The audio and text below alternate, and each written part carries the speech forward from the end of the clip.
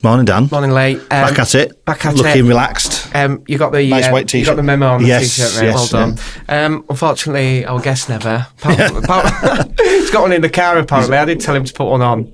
But well, he's certainly he's making us look totally bad out. We're looking, Good morning, Nathan. Good morning. Thank you for joining us this morning. This is how we start, as always. Is it what you always say? That, so I'm going to take over and say, this is how we start. This is how we start. Straight in. That's it. Really happy to have you on. This is an exciting episode for us, really, because it's something a little bit different to what we usually do. It's around food and education. And I'm not going to take the spotlight. I'm just going to pass it straight over. If you want to do an introduction, who you are, and talk to us a little bit about your business. Yeah, thank you. My name's Nathan. I have a background in primary school education for 20 years working in there, and 10 of those as a head teacher.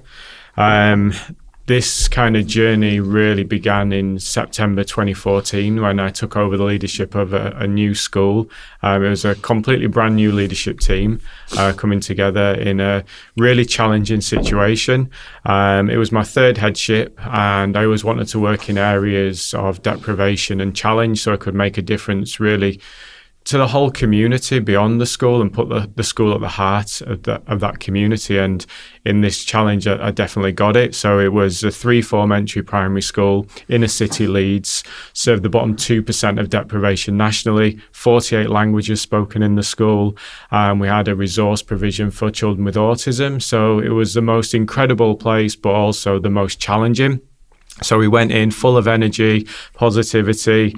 We reached the October half term. We're on our knees, absolutely exhausted.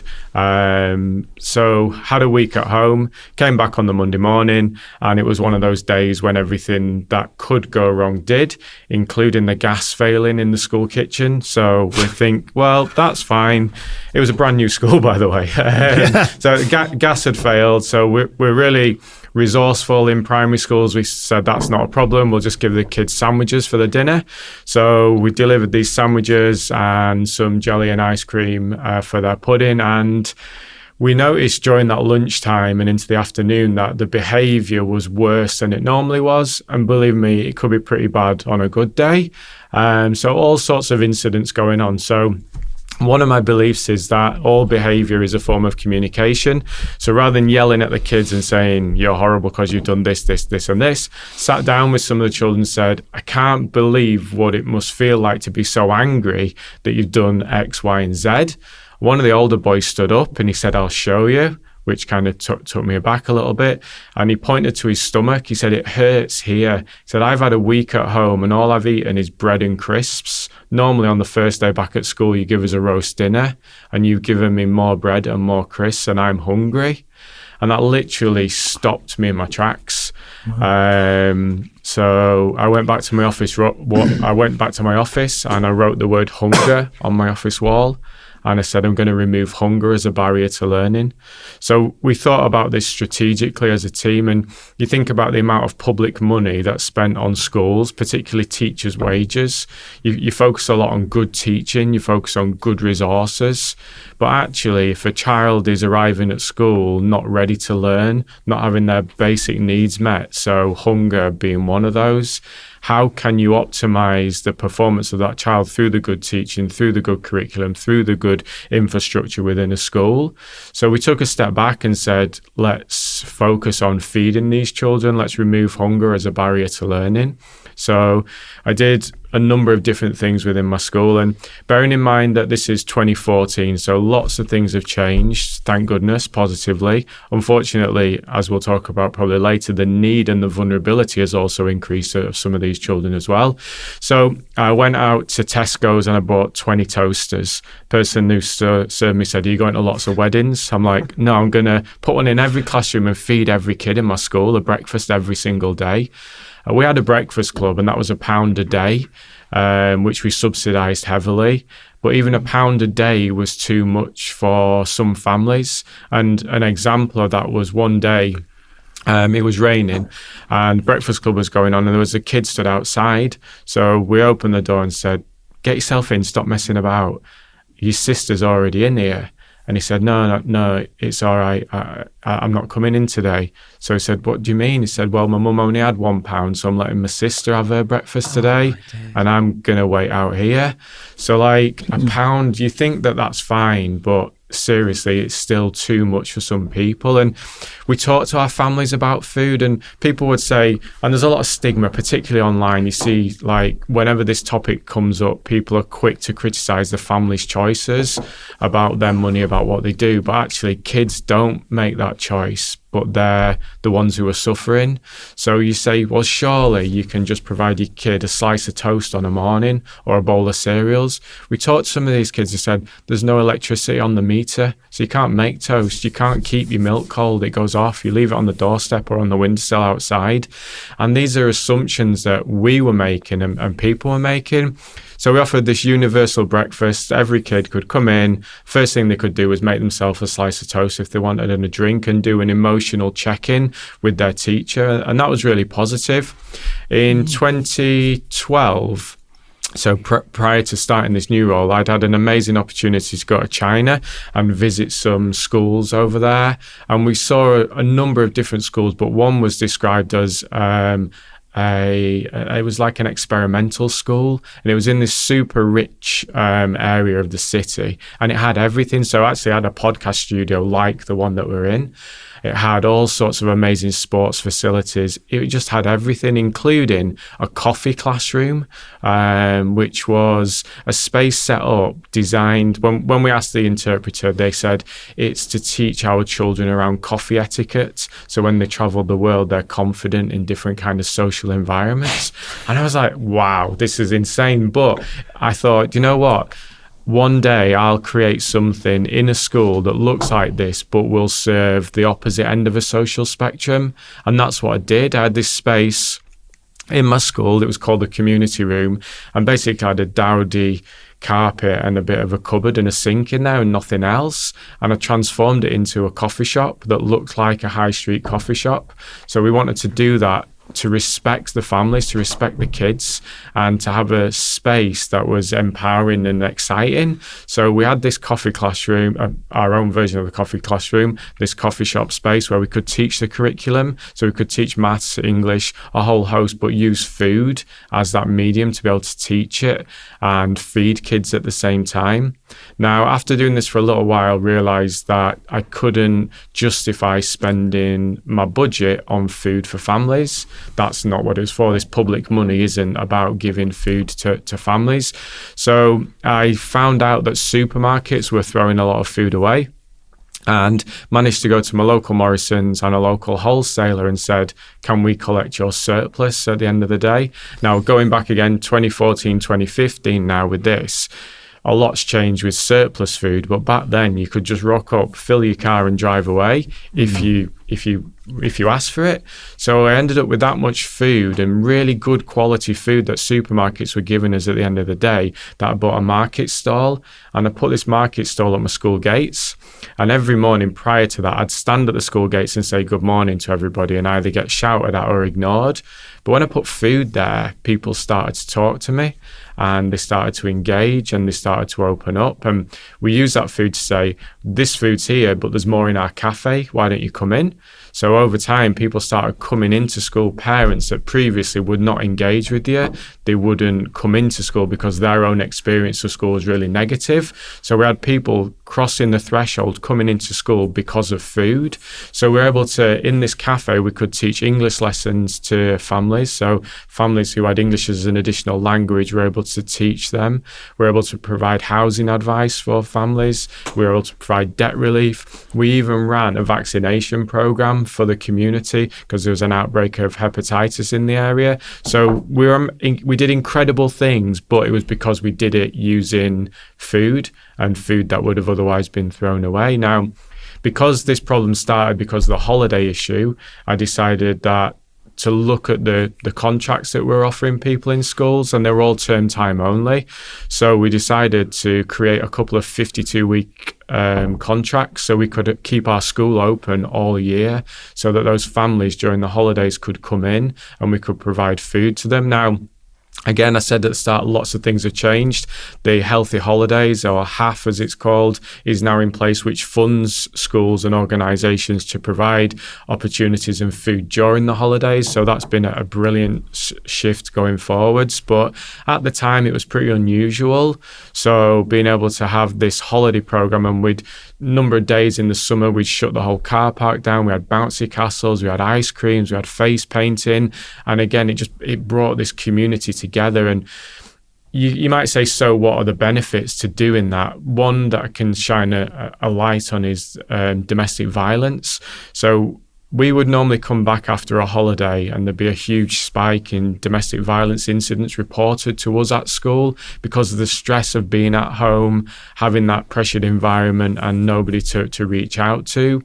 But by opening the school 52 weeks, we saw a decline in those domestic violence incidents because people were still coming into school. They were sticking to that routine, and the pressured environment of being at home was reduced considerably because of that. So lots and lots of positives, but that was one that really stood out to me.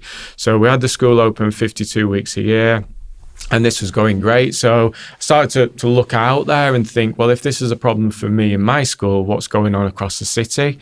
Talk to other schools, and similarly, people were struggling with food, but not talking about it. Those conversations weren't happening as much. So with the help of a community group and some volunteers and goodwill of people across the city, we made this offer to feed every child in Leeds a breakfast using food that would have otherwise been thrown away. And a couple of months after making that offer, we provided 10,000 children with a breakfast using food that would have been otherwise thrown out. And a teacher in one of those other schools reached out to me after that and came and met me after work one day in my office, and we sat down and chatted about what was possible, what my idea was, and how could we scale this. And that teacher was Kevin Mackay, and Kevin went back to school the next day after this conversation and quit his job because he believed in what I was telling him and he wanted to work at trying to develop this. So the reason why he quit his job the next day, because it was the end of May and you have to give notice ready for the summer. Yeah. So he quit his job and he went home and told his dad, who would think just about forgiven me now, but it was a bit of a stress thing. But he quit his job and started to work on this. And then a year later, I quit my job, and in January 2018, we set up the not-for-profit organisation that's now Rethink Food, and started working with schools around food security.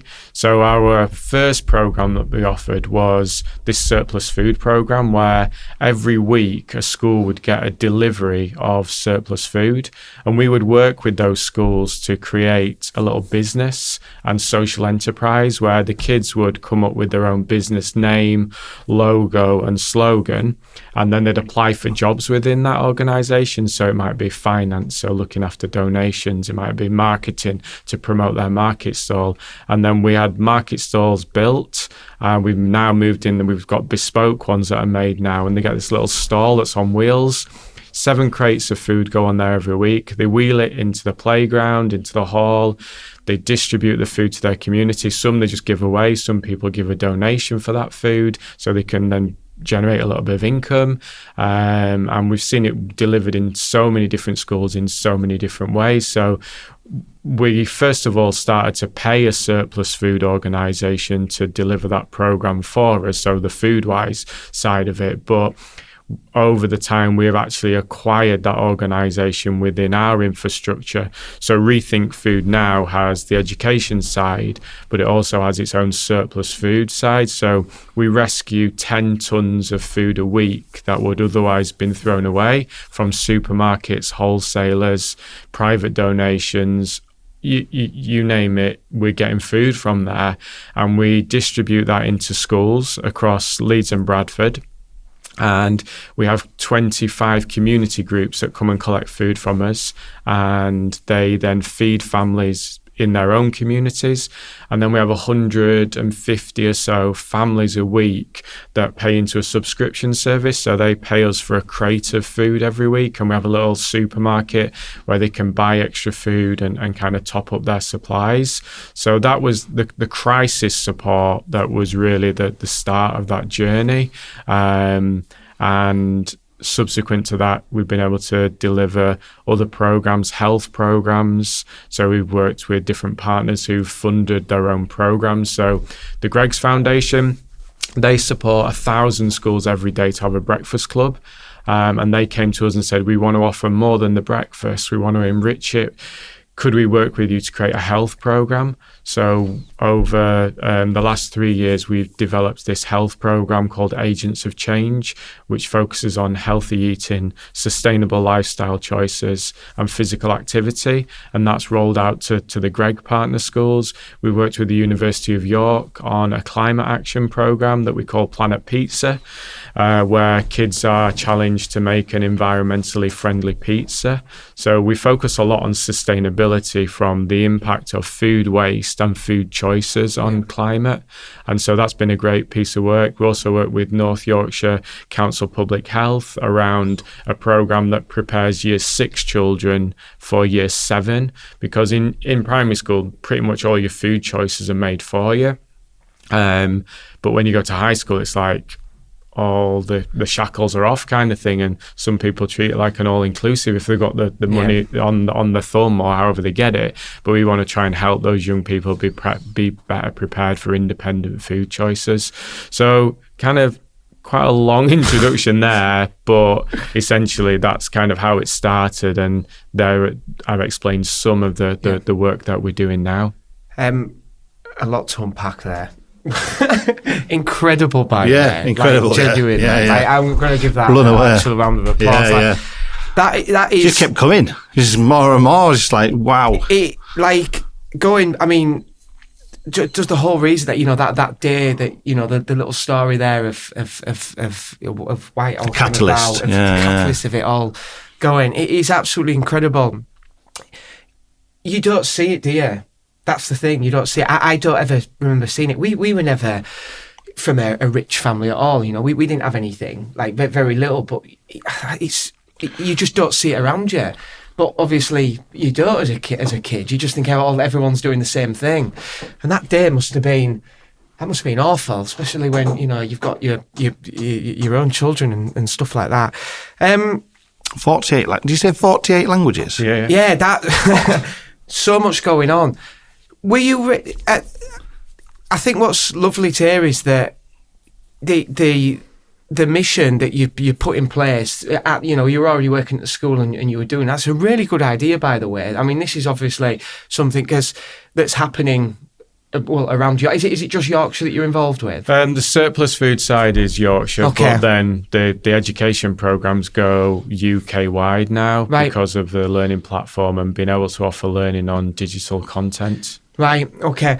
But yeah, I think it shocked me really with it. We talk about poverty, don't we? We say we've got poverty in the UK and things like that, but I don't see it. That's not being, hopefully not being naive. I think he's just a bit privileged, maybe. Yeah, absolutely. No, I think, and that's we all live in our own bubbles. Yeah, and that's not in any judgmental way. That's just how society has kind of evolved. And it's when your bubbles burst, like a moment with that kid saying he's hungry, and still we find that even working in this area, your bubble can form again around you. Yeah. And you need to be back out in schools, talking to people, seeing things. A couple of years ago, I was back out I'd not been in a school for about 6-7 months maybe. Went into a school and seeing our work being delivered, and it was like a drop-in session for families, and the school had used some of the food we'd given them to make takeaway meals for families. So I saw this teacher give a parent, a mum, some bags which had the takeaway containers, and there was like curries that they'd made in them, I think. And the teacher said to the parent, all you need to do is either pop them in the microwave or in the oven and they'll be ready to heat. The parent looked at the teacher and said, I haven't got either of them. Yeah. But I'll make it work. So again, you think you assume that everybody's got this, but some families are cooking meals and the only source of heat is a kettle.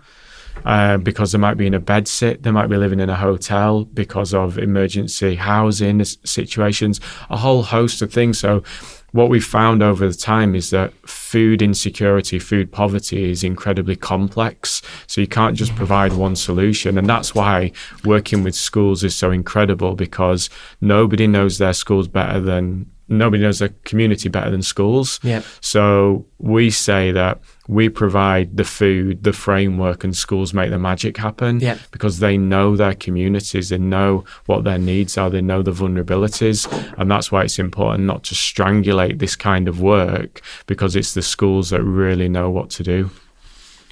So you make the assumption that everyone has the privilege of a kitchen or some form of sort of cooking facilities, but it makes you think about it's that thing, isn't it? When you do it, you're doing something that actually creates another problem. Yeah, and how do you handle it? You've probably, in a way, you have to go into examples, but you try and do a good thing, but you'll come under fire from places, and it's like we're trying to help, but I think like you said, being out there, you can understand what them problems are. Where a lot of people go, we're going to donate 10 million in food. But it don't really mean a lot, because the back end of it is a complete disaster. So have you ever had that moment where you're like, we're doing all this amazing stuff, but actually we're coming under fire from people? A little bit. I think what we've done is we've learned to listen to people and listen to the families and listen to the stakeholders who are involved, and not do things to people. Like you say, you think you're doing a good thing, but you're creating another problem. So it's about understanding what their needs are. And some people say treat people how you want to be treated, but I think it was a guy called John Amici that I once heard say, no, don't do that. Treat people how they want to be treated. Yeah. And I think that's a really subtle difference in how you can provide a really valuable service. Yeah, because I think going back to, you spoke about Marcus Rashford and things, didn't we? He come under immense pressure, I think, at one point for trying to do the right thing. That was inflicting his lack of quality in front of goal, I think. Yeah, rather it was. than actually you're worried about the actual meaningful stuff, not the if we win at the weekend sort of scenarios. So. Yeah, I know. I think going back to the Jamie Oliver scenario and looking at improving the quality and the nutrition in schools. Was that before your time, or was that? The Jamie Oliver campaign was before we started doing this. Did that have any touch points with you at the time, or was that just sort of like everyone knew it was like the worst kept secret sort of thing that it needs to be dealt with? But again, it's tricky because we see that people. I'd say this has increased and become addicted to junk food. So you could offer the healthiest food in school, but no one's going to eat it. No. So again, that's that maverick approach of transformation isn't the answer. It's little and often, because we've got to break habits. We've got to break people's reliance on certain foods and convenience foods and these high calorie dense unhealthy food that people have become palatable, that they want, that they crave. So suddenly making a change on school dinners is not necessarily the answer. It's got to be something that's done over time alongside an education program. Some children will not have the confidence to try new foods, and this is really complex as well. And a real life example. So as we made reference to a number of languages spoken. We got in a lot of families that are new to the country. So we had a new family start with us November time, and that time of year learning about Christmas story. So we know about the different key points of the story there. And then you go into your school dinner and you're lining up, and what's for dinner that day? Shepherd's pie. but you're a child new to English. You've just been learning about the shepherds in the Christmas story, and now you're having a shepherd's pie. That's mind blowing. Yeah. And again, but it's little things like that. Yes. Well, there's going to be turkey dinner. We're going to eat him now. Yeah. So the nuance of all those different kind of things linked in around food is just crazy. But Jamie Oliver campaign did a lot of positive things, transformed a lot of things, and through our work, we actually got to spend some time with Jamie and Jimmy on their Friday night feast, where they were looking at the impact of their feeding children during the holidays. And it was before the holiday funding actually got put in place. So Jimmy came up to Leeds and filmed in our school, and then we went down to Southend and we met Jamie Oliver in a school in Southend, and he cooked food for children in the canteen for a day to try and replicate what we were doing. Again, they were using surplus food to do that as well, and then sort of enjoyed the food, and that actually shone a really important spotlight on it. And there are a lot of people. So our focus as an organisation is action and actually doing things in schools, but there's some amazing organisations that are working really hard on policy and trying to change policy that will impact for the benefit of children. So huge campaign around trying to get universal free school meals for all children. I think personally that's a long way off. We've just seen an increase because of the changes to universal credit will mean more children, hopefully, the devil will always be in the detail of that, should have access, but that's not straightforward. So a couple of years ago, the Greater London Authority introduced universal free school meals. So you think that's brilliant and it's going to impact all these kids positively. Reality, schools haven't got enough kitchen space, schools haven't got enough staff. You've got to procure the food, you've got to go, and if it's only been funded for 1 year, you're employing all these people on a fixed 1 year contract. So the implications of that. So like you say, doing something positive, it's like all these schools going into meltdown and catering agencies, and the cost of food increasing, but the funding for schools not increasing. So an issue around that, there's a rollout at the moment on a pilot phase or test and learn around universal breakfast in primary schools. So that's every child can access an hour provision before the start of the school day. My understanding is that's costed around 60 pence per pupil per day, which has to include the food and the staffing. So we have concerns about whether that will scale. If it does, that would be brilliant, and that's another big positive thing that we've seen, but it's understanding the complexities and the actual delivery. And once again, schools are already very busy places, saturated in terms of workload, and whilst we support any initiative that's going to provide access to food for kids, our concerns lie with the implementation from the school point of view on how do you physically deliver that program. So I know it's in its the pilot started in April and is running for a full term, and we'll be really interested in seeing how schools have actually gone about that. Just with you mentioned the piece before about actually the problem at the beginning, before it even gets to you. You've obviously created this amazing organisation that's supporting, but before that, back at home with kids obviously not even being able to have access to £1, say, for food. Do you look into that as well, to look at actually, obviously you're not going to fix your overall problem, but what is the underlying issue? I know there's a lot of different facts here, I appreciate that.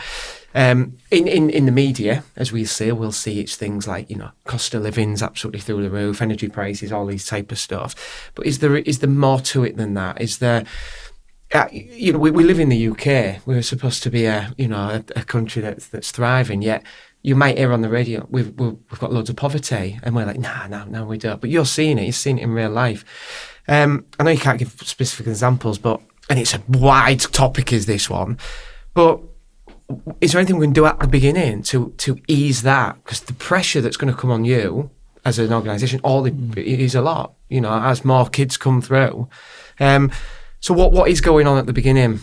It's hugely complicated and complex. I'll throw some statistics across the table. So 4.5 million children in the UK living in poverty.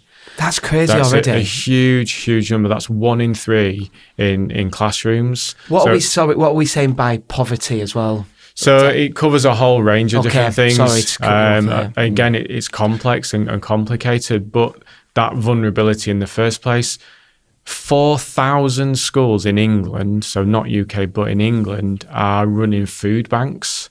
So 4,000 schools, which makes schools unofficially the biggest provider of food banks in this country, above formal groups like Trussell and Food Aid Network, who people might have heard of. So schools off their own back, because it's the right thing to do, 4,000 schools doing that, which is absolutely insane. And another implication of poverty is a report I read a couple of years ago that said that in the UK, by the age of 5 years old, children in this country are on average 7 centimetres shorter than children in other comparable European countries because of poverty, nutrition, and other health-related illnesses. So if we've got stunted children, if I said to you, there's an issue of children with stunting, you'll think about a developing country. Yep.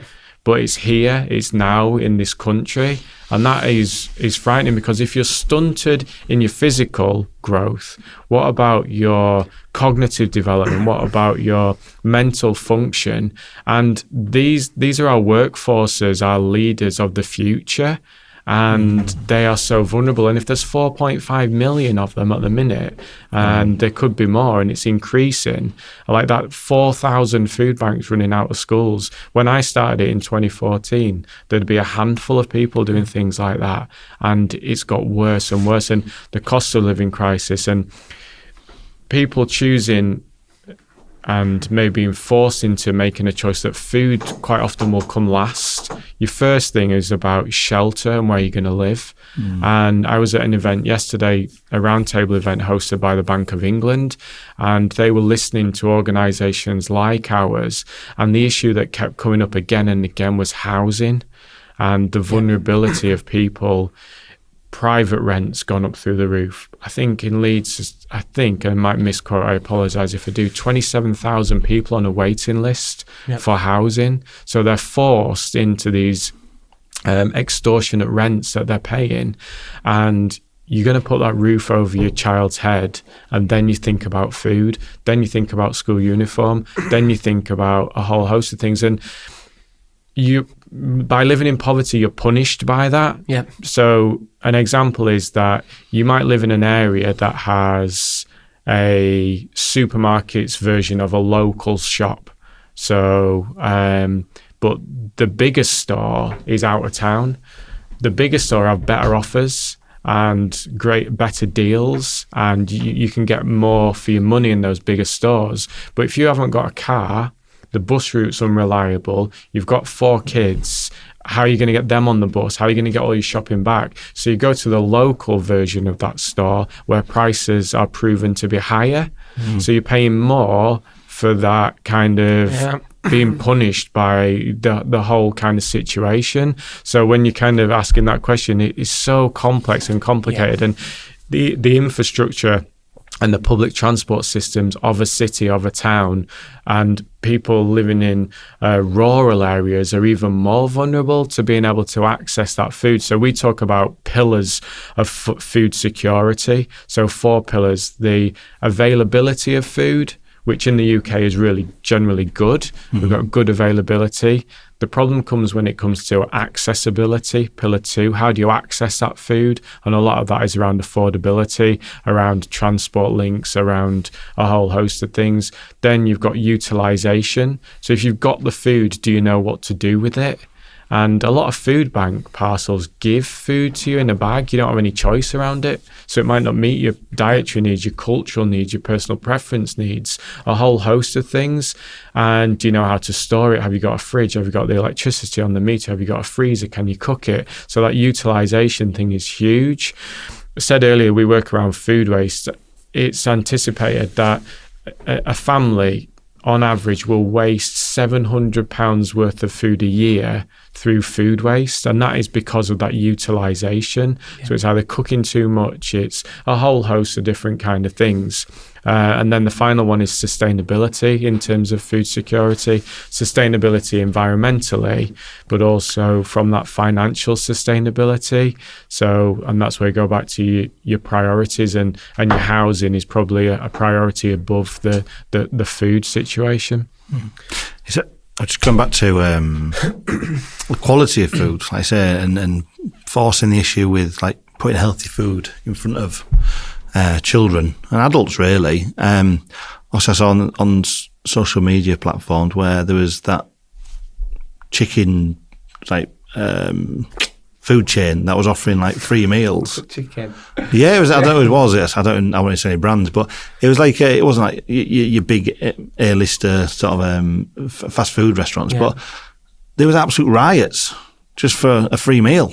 Yeah, and I mean, like literally in the streets, cars couldn't move, and it's like everyone likes a free meal, but that was just insane. But that just sort of reiterates that sort of requirement and poverty, I guess, like how much they'll fight for just getting to those meals, but they're offering what you'd probably deem as probably like say lesser healthy options in food. And is that mainly because it's can be done cheaper than a healthier meal, or is it just profiteering? I don't know. There's a lot of debate over the price and the cost of healthier foods versus unhealthy. And I think as an end product, something that has been made for you, then the unhealthy stuff is cheaper. Mm-hmm. But I think if you go back to raw ingredients, but then you've got to have spices, etc., cooking skills and everything to put it together.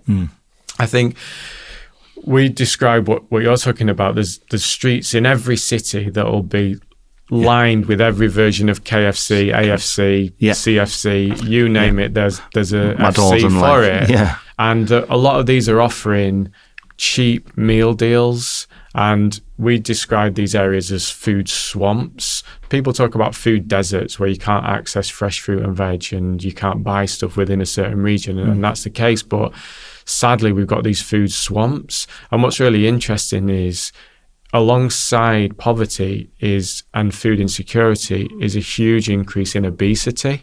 So you look at somebody and go, how can you be obese and hungry?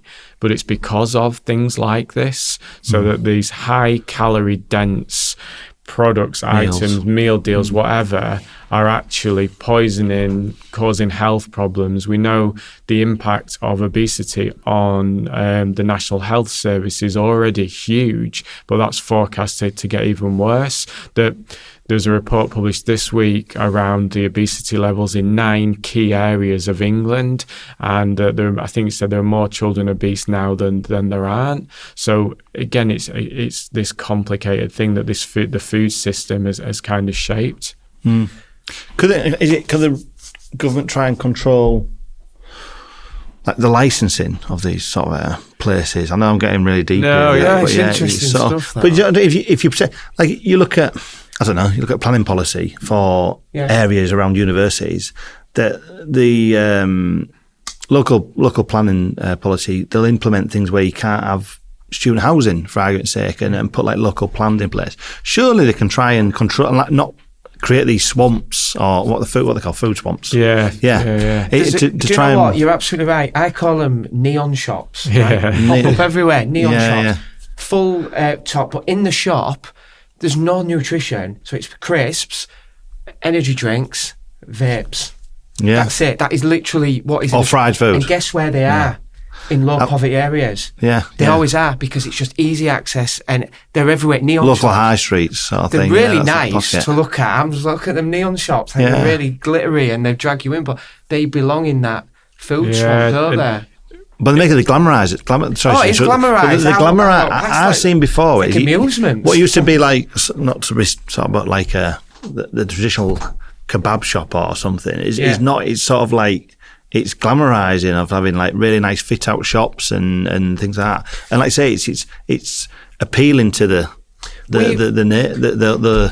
I don't know, the youngsters of it's all 100%. Fresh and new and you need to be there. It's lighting the brain up. Yeah, it's lighting the brain up, and it's through that the attention of the lights, followed by the endorphins of the food that you're getting because of the food science that's gone into creating the perfect sort of texture, palatability, number of chews that you have to take to digest it, and then it's kind of lighting the brain up in those different kind of ways. We've got one literally next, so where we are, just up road here, there's, we'll call them a neon shop. It's got open sign flashing, and they've got Prime bottles all across the front, and Monster drinks, and I'm just like, even I'm like it's not bottles of water, is like it? this. It's not like blind at bottles of water. It's next to a school. Yeah. So it's next to a school, which is absolutely insane. So all kids are coming out. A couple of things to pick up on. So the first one is around planning and infrastructure. So we have worked really hard as an organisation to build corporate relationships, and through their CSR and ESG are able to fund some of our programmes. And one of our early corporate partners was Savills. So we have seen how mindful the industry is becoming of things like this. But the reality is that landlords need their properties rented and occupied. So whether it's occupied by one of these shops, then ultimately coming down to the bottom line. But encouragingly, we went to UK Reef, which is a huge event that was hosted in Leeds. I think the biggest in the country around property, construction, infrastructure. And there was a social value day as part of that. And it was really reassuring to hear organisations like Savills looking at the social value and the impact of what they're doing. So I think Section 106 of planning regulations takes into account the social value and the things that organisations have to do. What it's about now is trying to really see that embedded in thoughtful ways around sort of the planning and the infrastructure of cities. So it's definitely a problem. There are some great people in organisations starting to do stuff about it. So the second corporate partner, just to bring in, is around the food that children are eating, and going back to that story of the shepherd's pie and curiosity around food and being brave at trying new foods. And you might laugh at that, but if you're faced with foods that you don't know, you're unlikely to eat them. But if you do that in a classroom setting, it's a more trusted space, so you're more likely to do that.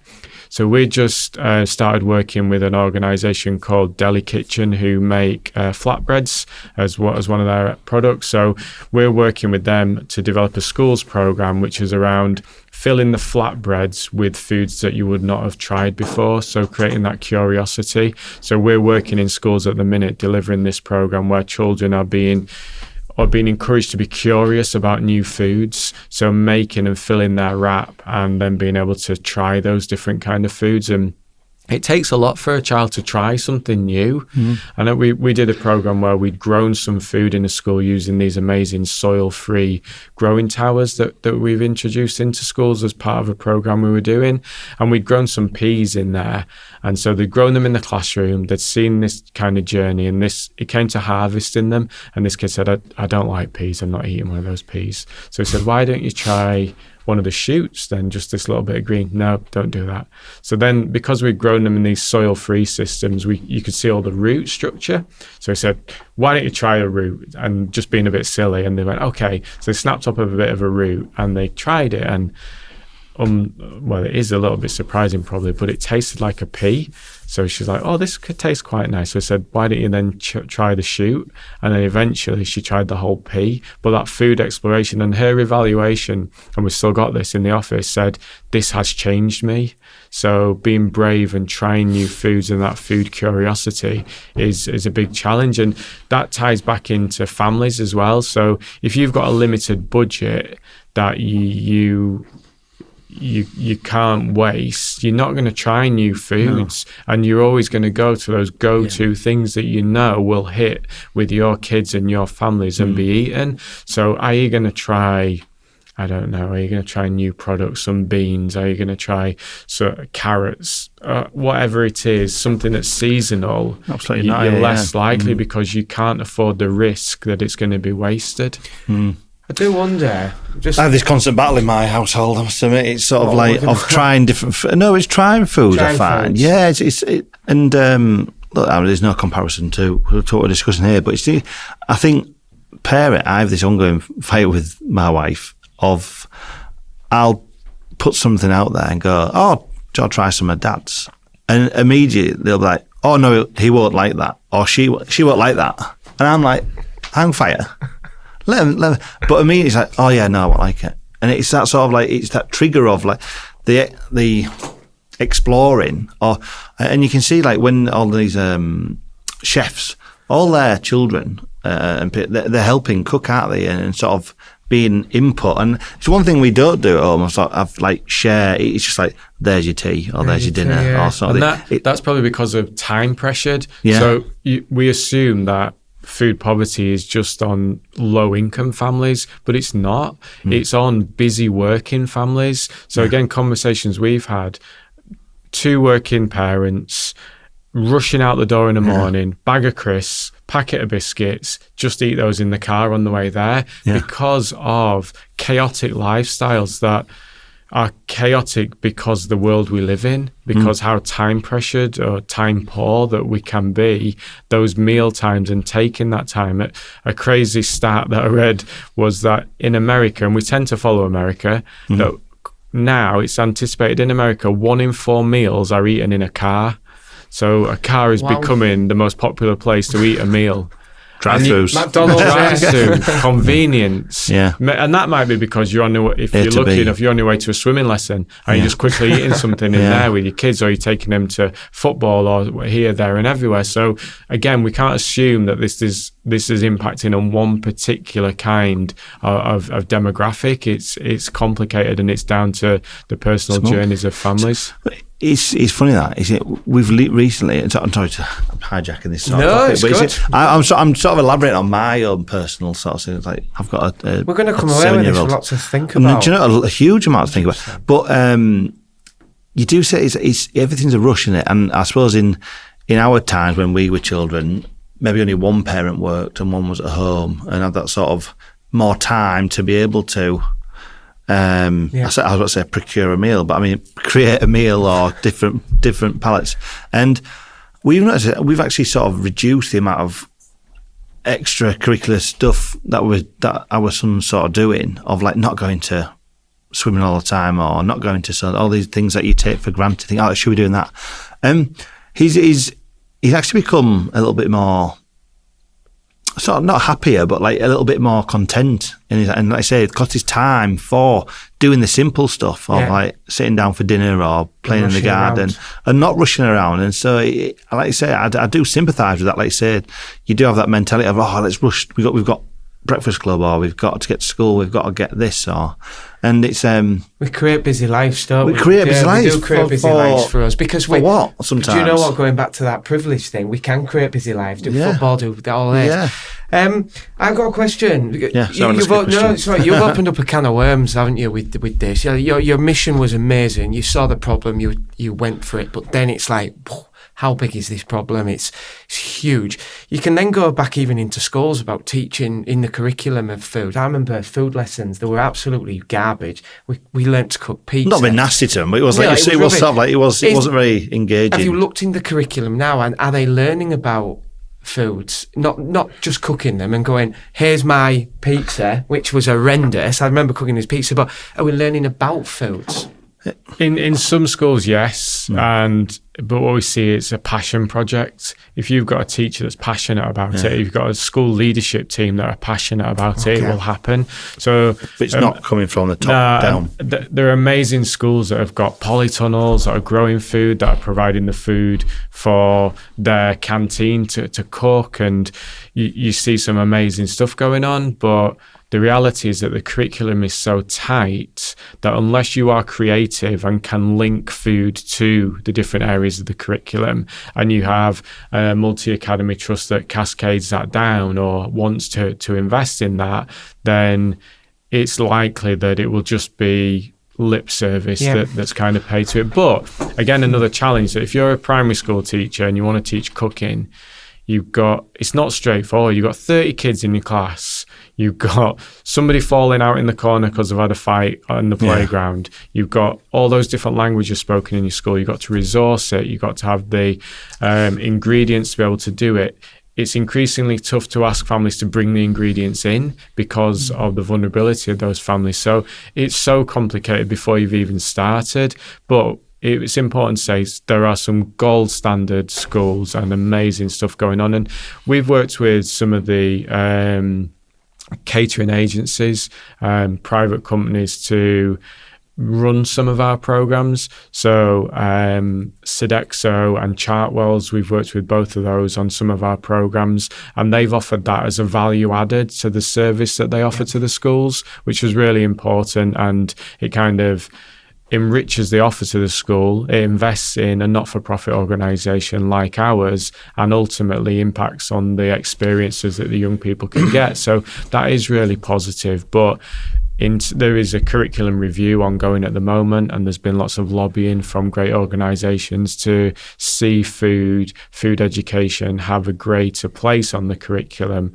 But the reality of it is, off the back of COVID, children's learning opportunities were declined. Yeah. So we've got to focus on this basic reading, writing and maths, and accelerated catch up, and competing for children's attention around games, data, iPads, a whole host of things. So food, unfortunately, is quite down there. We link food to sustainability.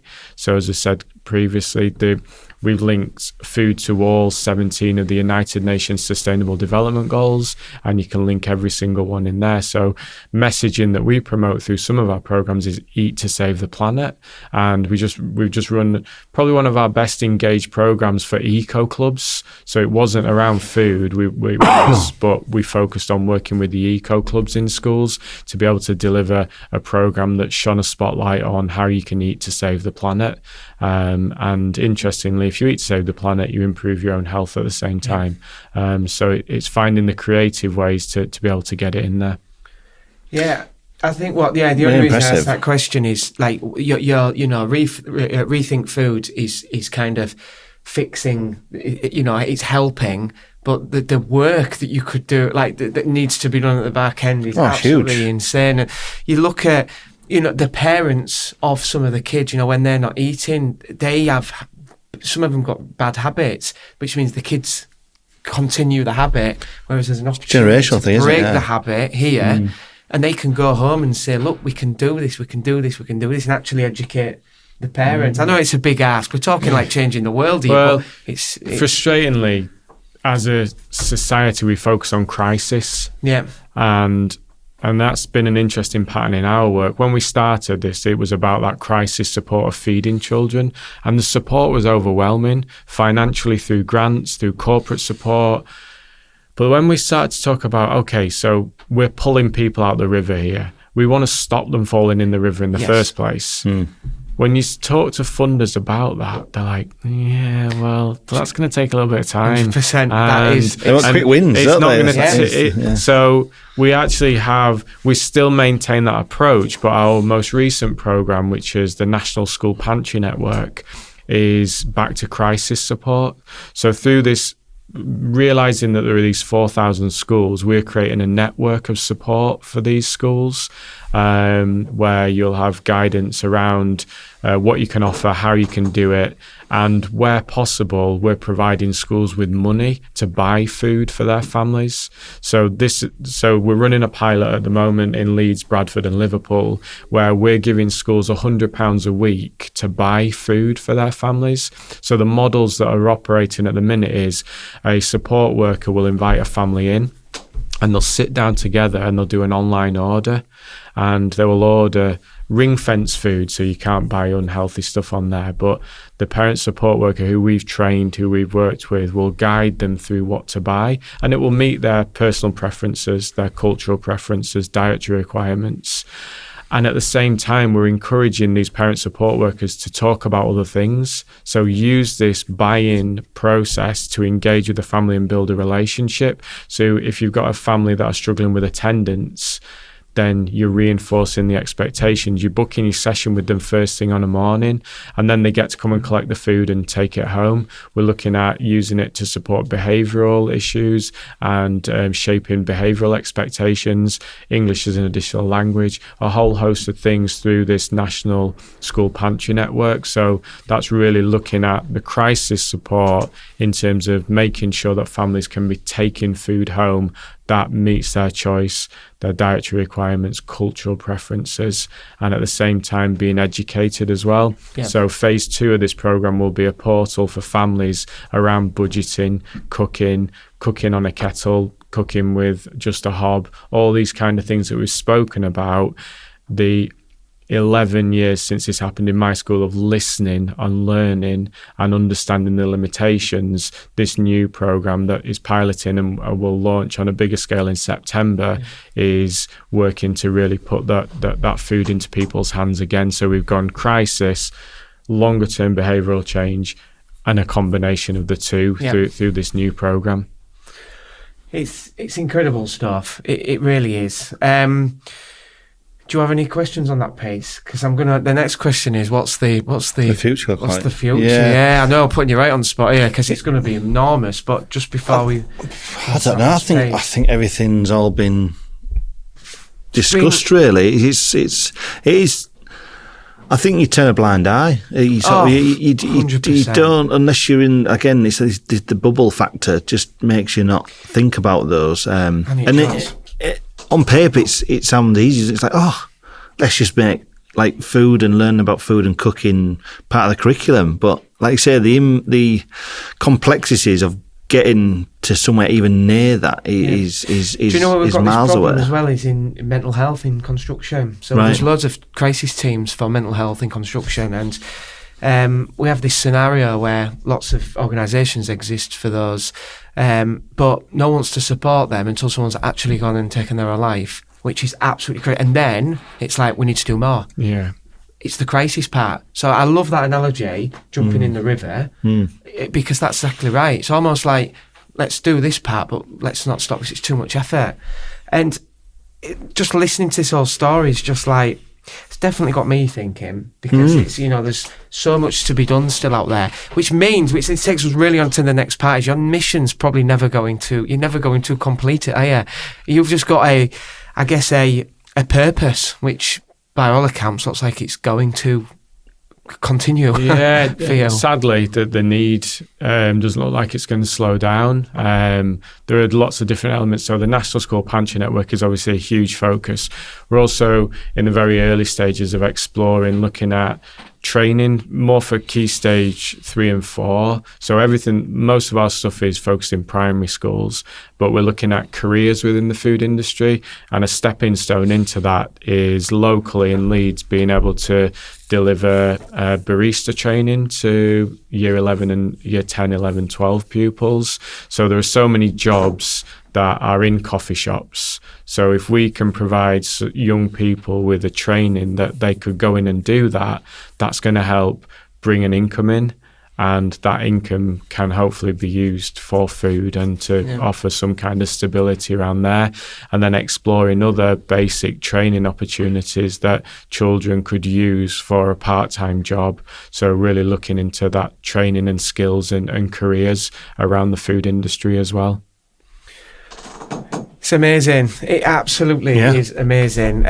We could talk about it all day, to be fair. We've absolutely, I know, there's so much taking. Brains, yes. It's going to be a job that's going to continue. And to be fair to you, Nathan, like, unbelievable, like what you're doing. And I didn't know about all this, which is crazy, because when you run an organisation as big as what it is, I think everyone knows what we do. But to be honest, so coming on and talking about it is really, really good. It educates more people to understand, and if anything, it allows share experience as well. We're involved with schools. We're involved with so many schools, and it enables us to maybe think a bit, have them conversations. That then opens up new. Are they struggling with a similar issue? So most likely episodes like this are really key because they help us get the message out.